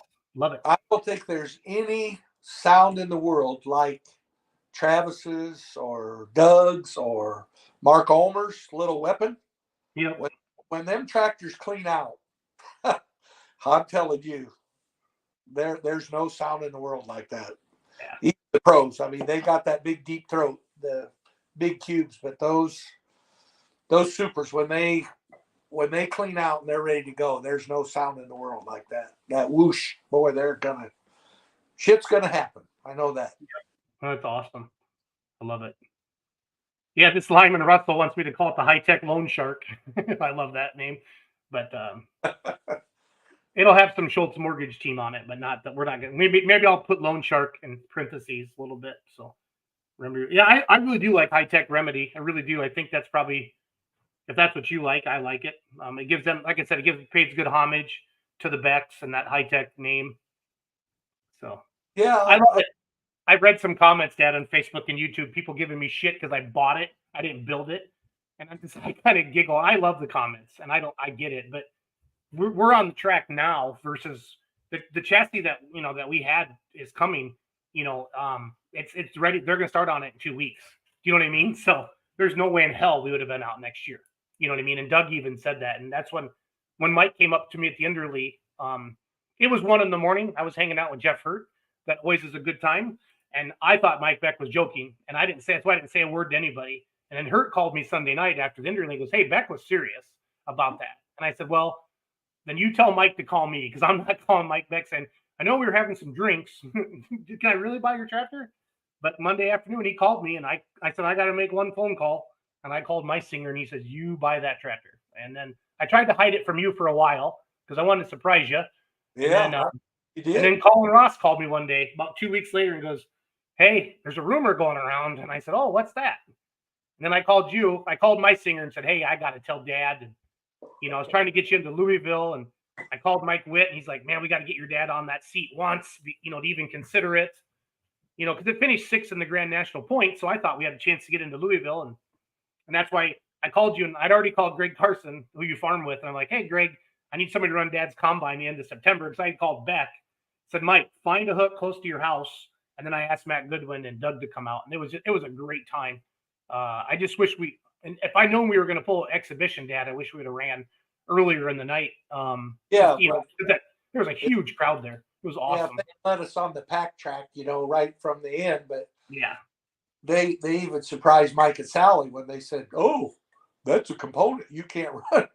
And he said, "Oh, we had to change the hitch, and we didn't want to change anything. I wanted you to run it like you're going to run it in the summer." So yeah, you knew that was a component before we got on the scale. What are you telling me that for? So yeah, this just misunderstandings, but yeah, that was a nice event too. Meeting the Becks, going with Doug and Matt, and yeah, those are the memories that stick with you for a long time. And make pulling fun. Good. Smoke and Mirrors, Raymond's tractor has an awesome sound. Has he been out in a while? I don't even know if he has or not. I'd have to go through, look at the results. Trav's watching. I don't know if he's been, but that always ran good when he was out. For a long time. He's got a little different setup than like Travis and those guys. I'm not sure what it is. Seems like maybe he's got some bigger cubes, but different stages. But I might be wrong. I don't know. 540 is the limit in our class. Okay, so Henderson's tractor is now a light pro. I believe the new owners haven't signed up for the Midwest Winter Nationals. It's being wrenched out. No, that's the cast ass. That I've been told, again, Wade. I don't know, but Wade's watching on YouTube. I've been told that the component's still sitting in Dave's shop. I've been told that, but I don't know if that's true or not. It is. That's the one in Lights Pro is the original Straight Horse or Robbie Russell tractor, which is where our Sigma pump came from. That was on our tractor. That was Rob Russell's early Sigma pump, because when I sent that back to Hypermax, Jeff out there called me right away and said, "Where'd you get this pump from?" And I said, "Well, it came off Dave Henderson or the Stray Horse." He says, "I've been looking for this pump for I don't know how long, wondering where it ended up. And I'm telling you right now, the fuel delivery valve or the fuel delivery valve or whatever was broke. The rest of that pump looks as good as the day we built it. So I'm going to set it on wide open fuel for you, put that new fuel delivery thing in it, and send it back to you." And 5 years, Trav says 5 years ago, diesel superstock was the highest cost to maintain all year. Now we have found some longevity, and pros have upped their cost to maintain above us. Don't worry, we'll take that prize back over. Laugh out loud. So no, diesel super. I'm telling you, fans, if you've never been close to a diesel super, when they go down the track, it's awesome. And Dad mentioned that whoosh, and I only got to drive Dad's blackjack double down once, and I watched so many diesel supers. I was ready to push the clutch back in a little bit. When I saw the smoke starting to turn white, I knew I didn't have it wound up enough, and I just pushed that clutch back in a little bit and made a pass on it. I ended up burning all 6 pistons, but I made a pass on it, so that was fun. So, but no, I really want to put a spotlight on the diesel super class, bring some numbers back. You know, Dad, we're going to have 2 in a trailer. Obviously, My Singers is one of the best in the country, without a doubt. I mean, that nobody would deny that. it is. And when we roll in with R2, it's going to be fun. You know, that's 2 more tractors at a Grand National NTPA. You know what I mean? So that's going to be fun. And then hopefully we can do a little back and forth, get Trav and the guys to come out to like a Wisner. Well, they can't go to Wisner because that's Bowling Green, but maybe a Rock Valley or something like that, Dad. You know what I mean? So Yeah, well, it's all about time and family time and not being out. You know, the guys are tired, probably want to stay home once in a while. And Trav says John Raymond was in Bowling Green this year. He has 4 Chargers, but he's 3 into 1. So just 2 stages then, right? Is that what that means? I think I've heard that he was 3 into 1, and yeah, because he could only have 2 stage or something. I'm not sure. I don't know what that's all about. Wyatt Schulte, yeah. So William Lumberg, Dad's a big Bowling Green fan, and they changed the rules how they're doing the campgrounds this year. And he says if I had a tractor at Bowling Green, I'd name it "No Wristband Required." So he's just having fun tonight. William's a good dude. Wyatt says Cast Ass is going to Midwest Winter Nationals. Component is still sitting. Yeah, I'd heard that too. Sean Wirt, he's building a pro stock right now. What is our weight class? Is it 82 or is it 8,000? I don't even know. 82 or 8,000? Do you know? No, I don't know for sure, but I really don't. So Travis will enlighten us. Our Outlaws, or Doug's watching still too. I wonder if our Outlaws and NTPA the same. I feel like it's always been 82, but I feel like it's 8,000 for some reason. I don't even know. Do you remember what you weighed at Hillsdale? No, I don't. It's 82. Okay. So I think my singer says 82 Outlaw, 8,000 NTPA. So. 82, Doug. So when we lose 200 pounds, I know we got plenty of movable weight on our tractors. So It's all good. Let's see here. Where did the 4-charger blackjack end up? So Dad got the perfect 10 from Van Beek. Van Beek's got that, and they campaigned it. Now they're gonna. I don't know if they're turning that into a pro stock, Dad, or if that chassis is still sitting. I think Meisinger knows more about it, but they're done with it being a diesel super after they blew it up in Whitewright, Texas. That was a big video. Taylor was on it, and she did the big kabang there. Remedy's Revenge. What they've done with it. Yeah. Didn't lessons. Okay, Gettinger. Didn't lesson learn run 3 into 1 at one time also? I don't know. I know he's alcohol now. I don't know if Mark would know that or if Travis would know that. Yeah, here we go. This is the shit I like. Schlabot says 8,000 NGPA. Mike might want to look at a diet program. He's calling you fat, Dad, just so you know. In case you're a little slow.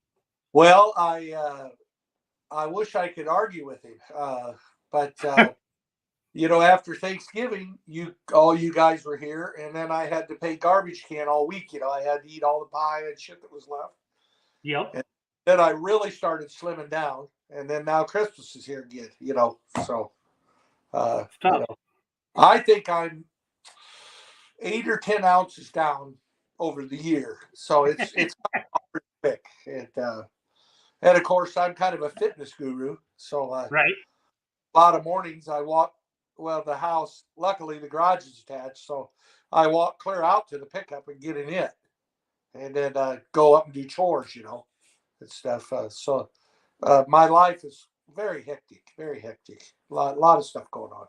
So that little rabbit ass Mark Fisher texted me and said, "Were we going to the show clean?" And so far, I think we've done a good job. I got some stuff I'd like to say about that little prayer. I'm not going to, so just going to let it go. Hey, Dad, I got to take a leak, so Sarah's gonna take over for a little bit. Whoa.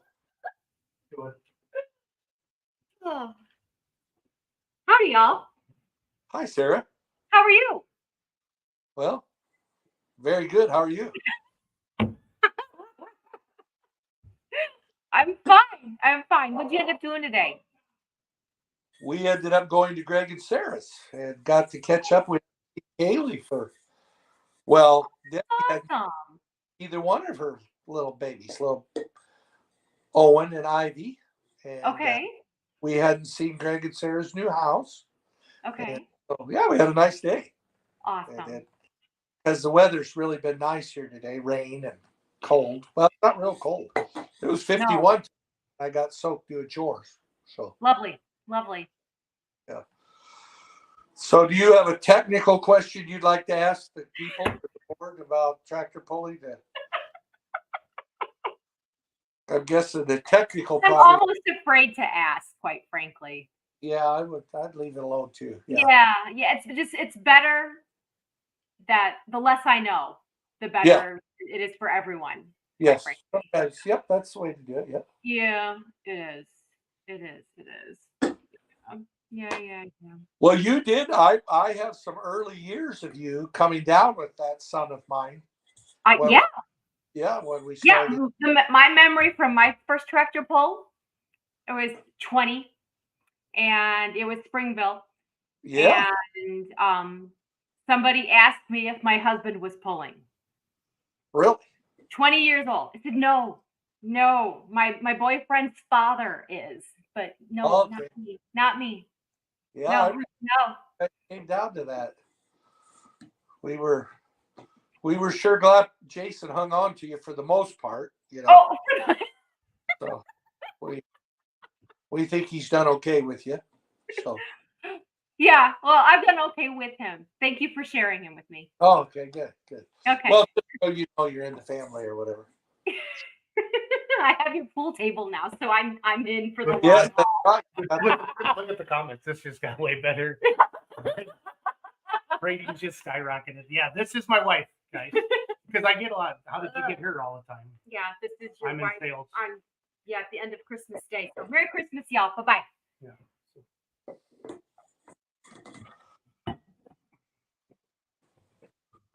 Let's see here. It's the whiskey. I can help you with the diet plan. Dylan Babel Well, says all that. Yeah, I got this is the original, the Few, the Proud, the Orange hat. That's Dad's tractor on there, blackjack. And I got the original T-shirt on tonight too, the Schultz Pulling Team blackjack. So people really liked those hats when we had those hats. I still got a couple, I think. It was good hat. this is the last one I have. So Mark says he can help you with the diet plan. Well, Mark drives a light super, Dad, so that's for real. So that's for real. Well, I'll probably start here shortly. A little bit of workout and things like that. Yeah. So, kinda. I feed the calves twice a day. Nobody gives credit for that. Yeah, there you go. You know, so. Yeah, Barry. So at about 250 feet, typically is when the pan drops on the sled.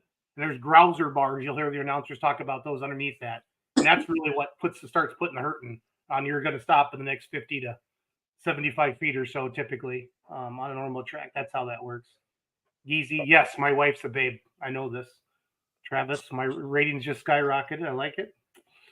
Show just went up in viewers. Nice change on the eyes for us viewers. Not that we don't love Jason. Oh, thanks, Bill. Dad, are you drinking whiskey? Are you drinking whiskey, Dad? Robert Yeisley wants to know. So Yes, tell him yes. It's Black Velvet and Diet Coke. Okay.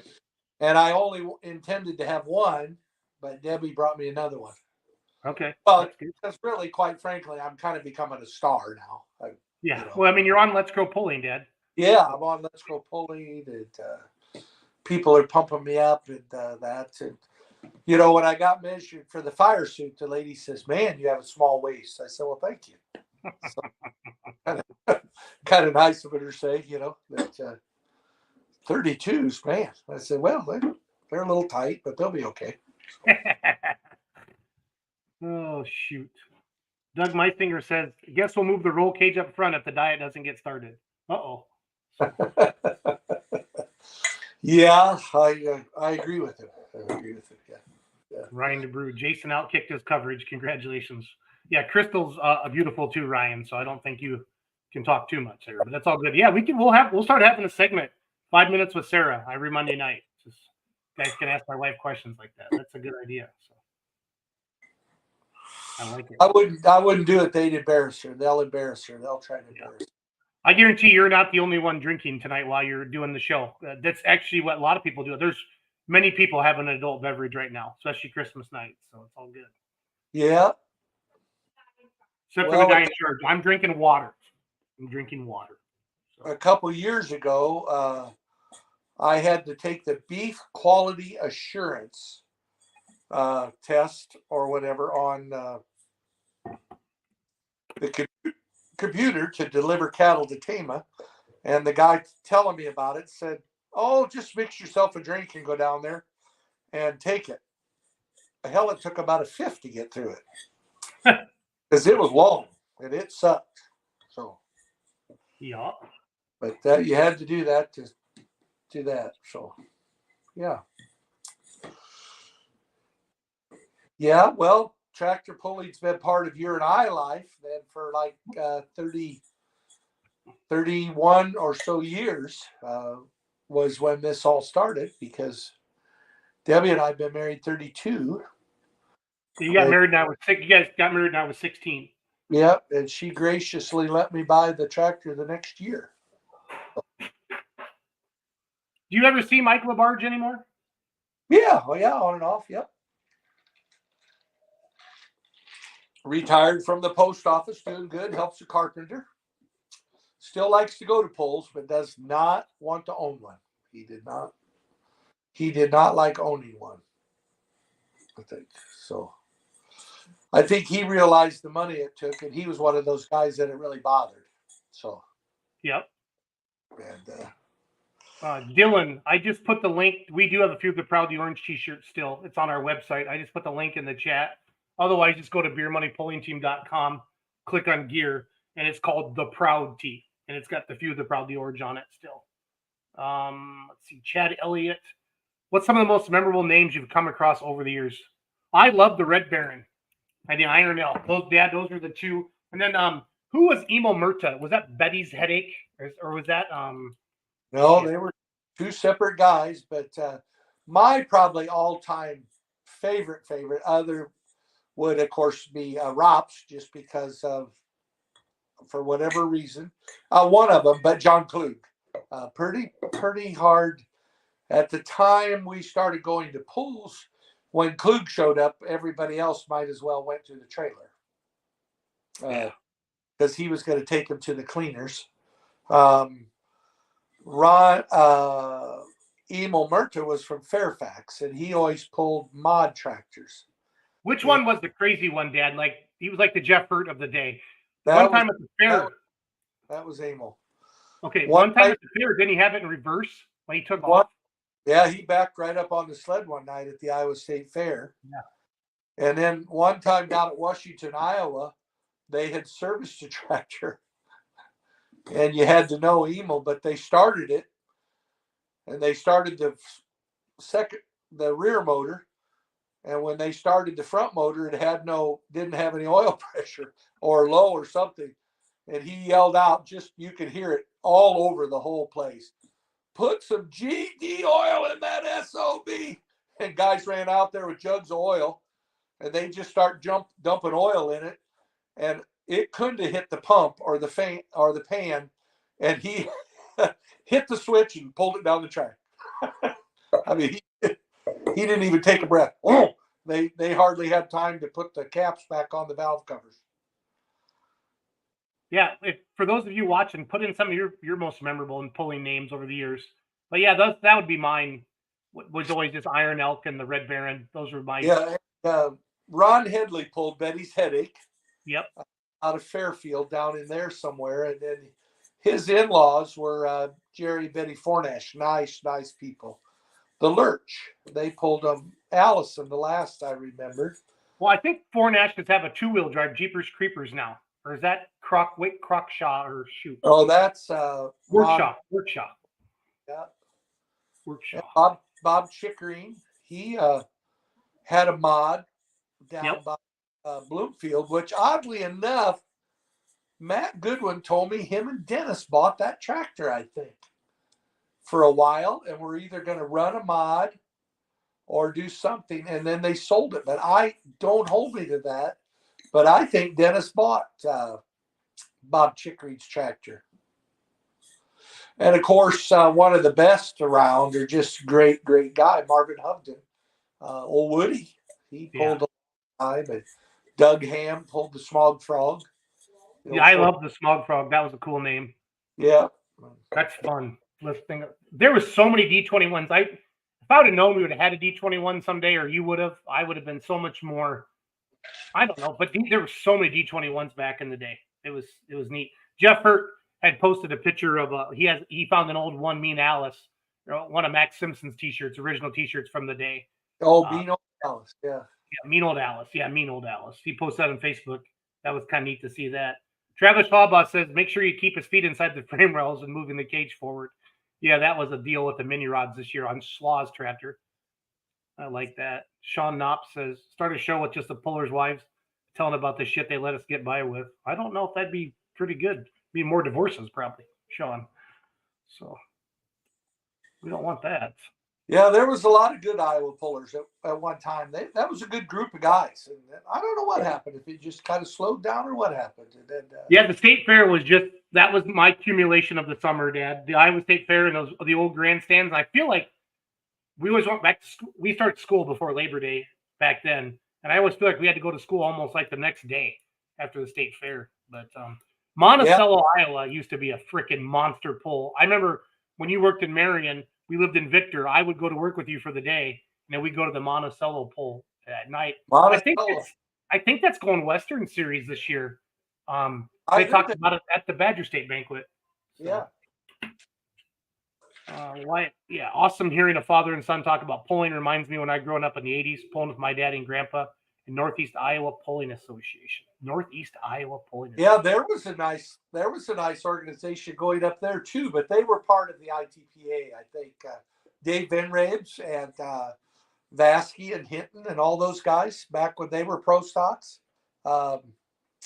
Randy Hinton and Daryl Vasky had a pro stock for a while.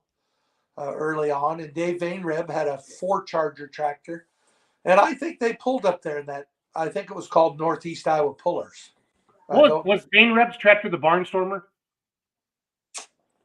I don't know. I don't know. I don't know if it was Jerry Hart's or not. So Southern. Well, Robert Miner likes Southern Bell. Yeah, Wyatt confirms it was Workshaw's. They have Jeepers Creepers. They got a 2-wheel drive T-bucket now. yeah, Mike, did you ever pull in Bethany, Missouri? It's his dad's favorite pull back in the heydays. That was a big ass pull. I'm going to step away for just a second too, and I'll be right back. All right. Dad, did you ever pull in Bethany, Missouri? I don't think you did. I think we went and watched. No, I went and watched, but never. So it's time to take a leak. He doesn't have anybody take his spot. Thanks for watching tonight, guys. We'll wrap this up here in a few minutes when Dad comes back. Mark Ulmer says, yes, too tall. He drove the mod. Morgan says, Dave Van Rub, never saw him pull, but tractor looked pretty good. Yeah, I don't remember what that was called. Randy Proctor, the mean old Alice.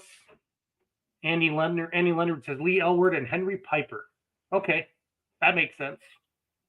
Yeah, Mark Ham, the Smog Frog. I love that name of that tractor. Went to a lot of them. Yeah, you did, Skillen. You go to all of them, big guy. Yeah, Uncle Paul. I'll get that picture up of Betty's headache there. Ray Tellen, Northeast Iowa Dirt Slingers was the name of the club I remember. Yeah, Northeast Iowa Dirt Slingers. Bethany at one time, that was a big pull. Bethany and Kirksville. They had big tractor pulls. Barnstormer was Jerry Hart. Went to a lot of North Central Iowa pulls. Yeah, I never heard of North Central Iowa pullers until tonight. Yeah, that's the one that they used to put the Nashville one on there when George announced that for him. And a lot of times, one time he stopped and picked us up at Victor. We went up with him to that. I always like going to Sigourney too, that 4th of July. I just did a home loan for somebody in Sigourney, and they bought a house down there, and I thought that was funny. I used to love going down there and doing that. That was fun. Sigourney always had a good pull, but I think maybe when Travis kind of started out with his super, he might have brought it to Sigourney one time when we were around there to get a pass on it. I don't know that for sure, but those guys were looking for places closer to home to hook them. Yeah. That was pretty good track. Sigourney's was a good track, nice venue, really. Yep. Overall. It was the NTPA pull first, or ITPA for a few years. And the ECI got in there. Yeah. Mark Ham says, when I went to Bethany, Missouri in 74 as a kid, it was the biggest pull this side of the Mississippi. Seriously. Does Bethany still have a pull? I don't think they even have one now. I don't know whether the group, some of them groups, you interviewed that gentleman, I think, from Bowling Green down at the PRI show. Yeah. 50 years or something they're coming up on. Boy, that takes a lot of stamina, because the volunteers run out of gas and time. Yeah. They get older and the younger guys don't want to commit. And I wonder, I don't know much about Bethany, but it was the big dog. It was the big one. And I've seen the sign. I've seen the sign going down 35. So for Bethany towards Winston down there, on your way to Kansas City.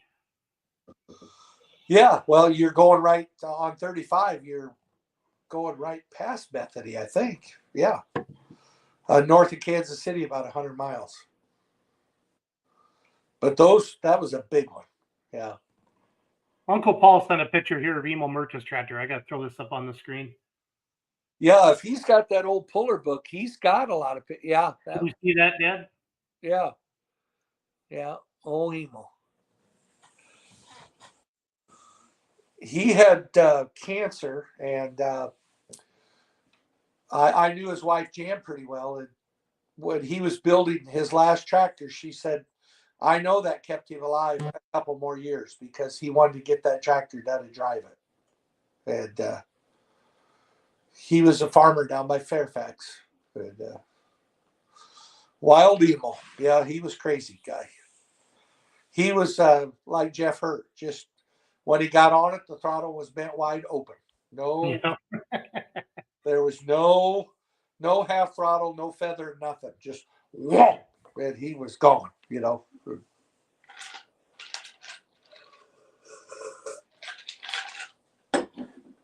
What the new tractor? What pulls are you looking forward to going to and hooking at with the Diesel Super? Because I still get kind of giddy when I look at pictures of it, and I can't believe I bought it.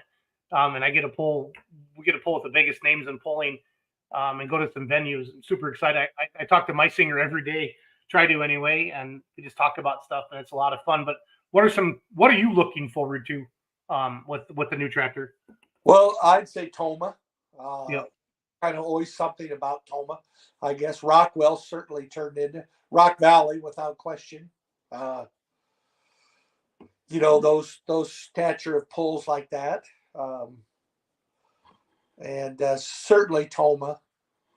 The State Fair, Yep.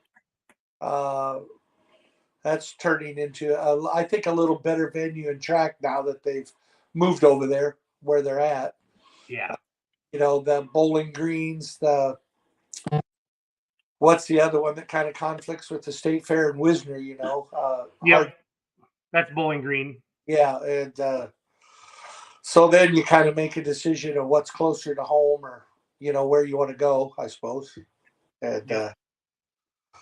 But Rock Valley, I love Rock Valley. There's just something about Rock Valley. Ravenna, I think, would be kind of fun when we went out there. That was a good pull, Yeah, we start our outlaw season in Ravenna this year, Dad. I think it's the 7th and 8th. Let me look at the... Mark Omer was out there, and that's when we did that interview thing with Doug, and then it got lost somewhere. Yep. He was out there. So that's a good pull. It's a nice little, that's one thing about the Outlaws. It's unreal how they draw the people into some of these smaller, towns or venues, and then it just explodes with people, Yeah. And certainly Rock Valley's got to be one of the top pulls probably in the country, really, when you kind of stop and think about it, Yeah. In the top 4 or 5, I guess. I feel like with the Outlaw Diesel Super this year, I mean, Scott Frankie's got a couple going, making some good passes. Matt's going to be around more. Us and Doug in the same trailer. Brad Campbell, he built that new one. He got into Louisville. He finished second in Outlaw points. And then I'm trying to think who else. I don't want to miss somebody.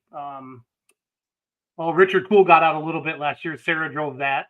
And then I know there's some more being built. My singer has told me some of the names, but I mean, if everybody could be running, we could have eight Diesel Supers at the hook. Oh, Esden's old tractor. What's his name that drives it? Shoot. Oh, yeah, the old Red Line Feed. Yeah, I'm just trying to remember what he calls it now. But yeah, I'm excited for that. Tyler Buckman. Yeah, Tyler Beckman, Born Green. Yeah. So there's some good tractors. And then especially I've heard the guys that have the albino buck, Dad, they live out in Maryland, I think. I think they're building 2 new Diesel Supers. I know Brad's just want to run some more. John Raymond. There could be, it'd be fun. It'd be fun to have a good 10 to 12 in a class. Be a lot. Tiger Bradley bought Esden's old tractor. Yep. That's a good runner. Yeah, is it second smoke? Something? Secondhand smoke. Yep. Yeah, seems like, yeah. No, it'll be a fun summer. Looking forward to it. Yep, I am too. Yeah. So will we see a Springville exhibition? Probably not. Would be just the most honest thing I'm going to tell you right now, because there's some stuff going on that weekend, but we'll see. Never know. Maybe we'll have some Diesel Supers in Springville someday. We'll see. We will see. Be pretty hard to get it back there for that one. Yeah. So,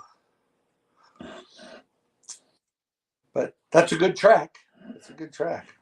Trav thinks Ken Paint's building 1 or 2 for guys out by him. So that's good. I think that's good. I think we can see a resurgence in the class. And But I know Travis said he, with that Grand National schedule, he likes to have so many weekends off so they can keep them running too, because of the maintenance program and stuff like that. So.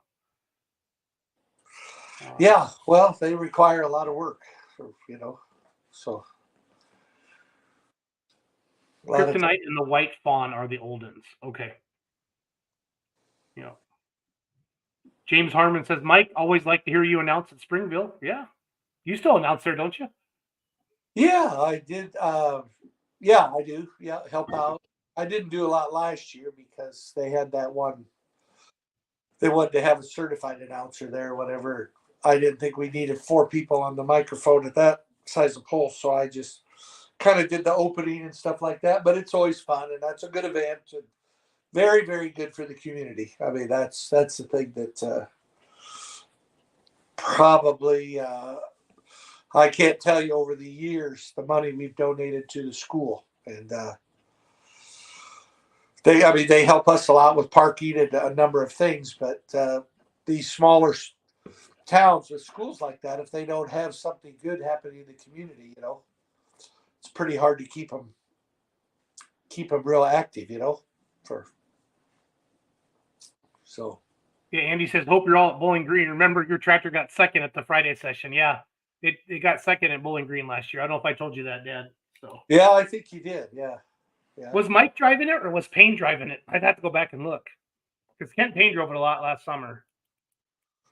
I feel like Mike was on it, but I'd have to go double check. Or maybe Kent was. Probably, I don't remember. I saw Mike drive it at the Enderley. They made a good pass. So.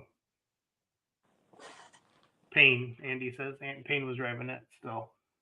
Well, cool. If anybody's got any final questions, throw them in the comments. But we're approaching 2 hours here. And we're going to wrap things up and go to bed. Thanks for tuning in tonight. Dad, this means a lot to me. I wanted, not everybody that follows us knows the relationship that you and I have. Our close friends do, but you mean the world to me. My best friend. And that tractor, that old D21, Dad, the black jacket, that so much to me going back and driving 2.5 hours to come watch you pull and stuff like that is a lot of fun. So I appreciate you doing that. So. Yep, those were the days. Those were good old days. That's what we'll make more memories with the new one. Yeah. Make more memories with the new one. Yeah, we're just very grateful to Mike and Sally Beck for selling me the tractor. And then Doug Meisinger, he's the one last year at Louisville. He says, Jason, you're not building the Pro Stock. I'm going to build you a Super. And we talked for quite a while in Broadbent, off to the side, kind of standing down by the diesel Supers. And Doug Meisinger is the man, and I'm excited. And they'll never be perfect. They're always going to break down, but I have a lot of confidence in Doug. And knowing that Doug can go run with Travis and Colin and Payne and the big boys, Burge and those guys. And, I saw it with my own eyes at the Pullers Championship. And then Travis got him last year, so we're doing a little rematch there coming up for those guys. And then, watch what Doug and Matt did at Sandwich this past year. It was, I like to see – it's fun when the other tractors come in and mix it up because, that Travis, Colin, and Mr. Payne are the measuring stick. I don't care what anybody says. So, for me, yeah, we see Doug kick ass all summer long with the Outlaws or whatever. But to him, when he go tie into Travis and Colin and those guys and Kent Payne, that makes me know that we got something good. Makes me real good. So makes me excited. Kent, he got first with Rooster, but dang near beat himself with High Tech. Yeah, that a play. I remember that now. Yep. I remember that because he was going after the points. But I know if you ask who's happiest that Kent Payne won the points this year, and the answer would be Travis Schlaubaugh because he says we need other people to win, and he's right. You know what I mean? To mix it up, otherwise you just get defeated. And it's been fun to see Colin kind of chase that unlimited thing for a while, but it's good to see him coming back and run the diesel super class because Travis is that challenges Travis, it challenges Kent Payne, Doug Meisinger, guys like that. It's a lot of fun. So a lot of fun. Yep, it is. So fun to watch him. Yep. Well, I love you, Dad. Merry Christmas. Hey, you're coming up. You're coming to Richland Center Friday, you said? I believe Friday afternoon. Yes, we should be sometime. I think Friday. So if I sent you down to Cedar Rapids Billiards, would you pick up my pool cues and stuff for me so I don't have to drive down there? I don't know. I've done just about enough for you already. I don't know if I could do any more or not. So I'll call ahead and pay for it. Okay. Oh well, if that's the case, I guess I could probably swing it. Yeah, Yeah, I I'll call you. We'll talk about that off the air. So Yeah. I think they get in around 9, she said. So yeah, I got her schedule here. So don't hang up yet when I end the stream, Dad. We'll talk for a few minutes. So on behalf of my dad, Merry Christmas to all of you. We're excited to be in the Diesel Superstock class. Again, we can't thank Mike and Sally Beck enough, and Doug Meisinger for taking us on. I bought a trailer. Doug's, it's gonna hold both supers, Scrappy and High Tech Remedy. I think we're gonna call the tractor, Dad. Yeah, High Tech Remedy. And in a support vehicle, then Meisinger has a toter, and then Doug is gonna be our wrench, and Dad's gonna be the driver, and it's gonna be fun. I'm looking forward to it. So, and the Pullers Championship is May 17th and 18th in Nashville, Illinois. So get your court ground, all you farmers. You could be there. Yep. I love it. Thanks for watching tonight, everybody. Omer, good to hear you. You're doing well. Travis as well. That's all I got. Have a great night, everybody. Thanks for watching. See y'all.